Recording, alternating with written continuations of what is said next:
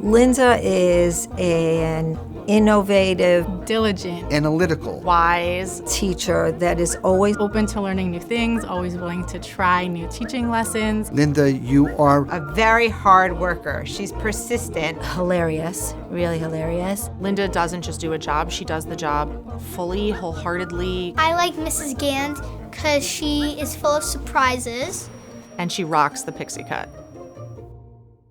I said Linda. Is that okay? Am I the only person saying Linda? What did you do in finance? Personal financial planning. I was a vice president of E.F. Hutton, which is now defunct. Exactly, they just could not manage anymore. I actually trained financial planners, so I was, in a sense, doing teaching, but instead of MBAs, I'm now teaching 9+-year-olds. She spent a lot of time on teaching us bar models. Yes, she's very focused with spelling. I think we learned compound words in second. Linda's the type of person who has incredible attention to detail.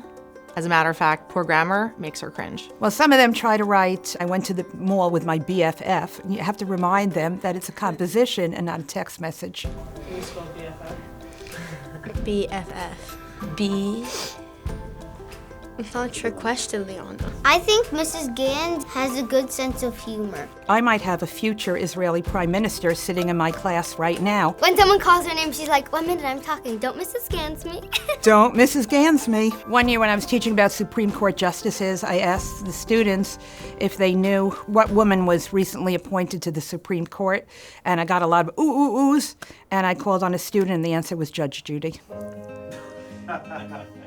When my youngest child was born, I began subbing in the early childhood department. It was such a warm, welcoming, and fun environment that I decided to stay. The rest is history because I've been here for 26 years, and there's no looking back. Here's a guarantee. You walk into Linda's room, there's going to be high-level learning happening at all times in every corner. I don't know how many teachers maximize instructional time the way that you do, because you want your kids to learn everything.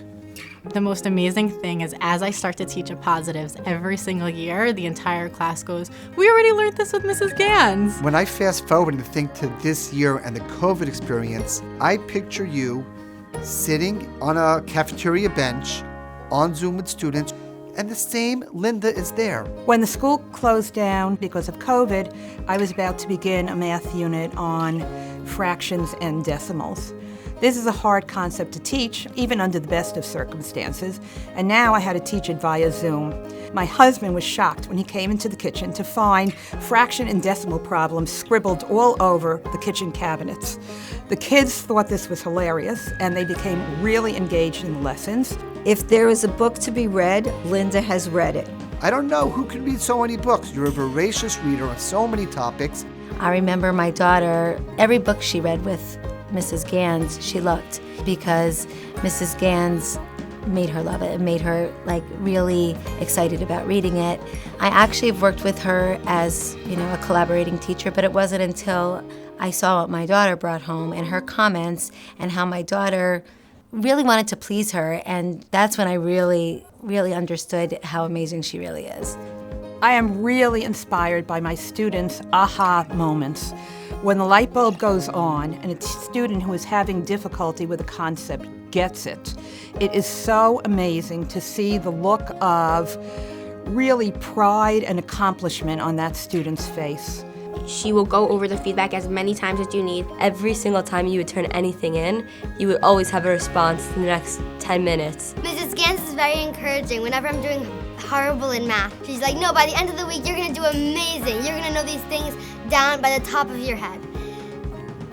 But off the top of your head. Linda's students have really learned how to be students, how to be independent, how to be accountable, and I think that's something that you carry into your adult life. If somebody would say something that wasn't kind or anything, she would make sure not to embarrass the person, but to point out that that's just not right, and that we really have to treat everybody with the proper respect and kindness, and that was something that I think I'll never forget. Yeah, and she would always tell you why it's wrong and how you can improve it, but she wouldn't single out the person who said it. She'd just kind of go on a life lesson tangent.